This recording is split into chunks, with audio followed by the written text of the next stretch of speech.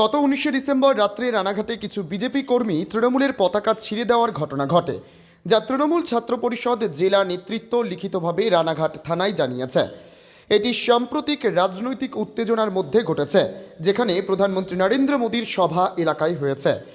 রানাঘাটের সাম্প্রতিক সময়ে বিজেপি ও তৃণমূলের মধ্যে রাজনৈতিক টানাপোড়েন চলছে, যার মধ্যে দল বদল এবং পতাকা সংক্রান্ত ঘটনা দেখা দিয়েছে। তৃণমূলের পক্ষ থেকে এই ঘটনাকে বিজেপির হামলা হিসেবে চিহ্নিত করা হয়েছে এবং থানায় অভিযোগ করা হয়েছে। বর্তমান অবস্থায় ঘটনার পর থানায় অভিযোগ দায়ের হলেও পুলিশের তরফ থেকে এখনও কোনো আপডেট পাওয়া যায়নি। এটি স্থানীয় ফেসবুক পোস্টে প্রকাশিত হয়েছে। নদিয়া রানাঘাট থেকে Aditya Saha report, crime press Bengal news.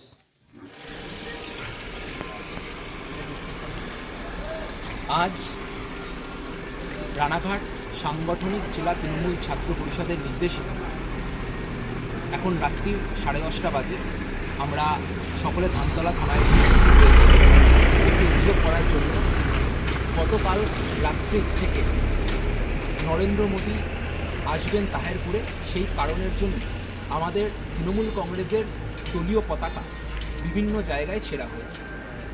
আজ বিকেল 4টের সময় আমরা একটি ফেসবুক লাইভ দেখতে পাই, যেখানে সুমন দত্ত বলে একজন, যিনি বিজেপি পাশেরই জেলার কার্যকর্তা, তিনি লাইভ করছেন এবং তার নির্দেশে বেশ কিছু বিজেপির কর্মী সমর্থক তৃণমূল কংগ্রেসের পতাকা ছিঁড়ছেন।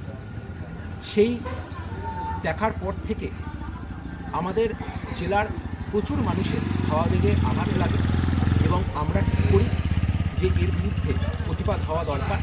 কারণ এটি গণতান্ত্রিক দেশ, এই গণতান্ত্রিক দেশে কখনোই একজন প্রধানমন্ত্রী আসবেন বলে বিরোধী দলগুলির পতাকা ছেঁড়া, জ্বালিয়ে দেওয়া এগুলো হতে পারে বলে আমরা একদমই মনে করি না।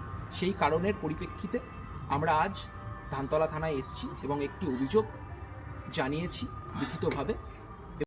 তোমার আমার সকলেরই একটাই পছন্দ, মাদার্স চয়েস।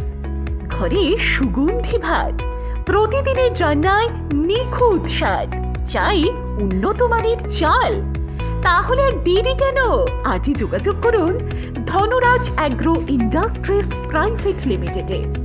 আমরা আনি আপনার টেবিলে খাঁটি ও মানসম্মত চাল মাদার্স চয়েস নামে।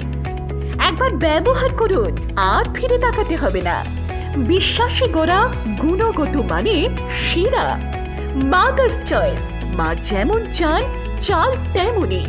যোগাযোগের জন্য এখনই কল করুন 8509752023 এই নম্বরে। মাদার্স চয়েস শুধুই সেরা নয়, সবার প্রথম পছন্দ।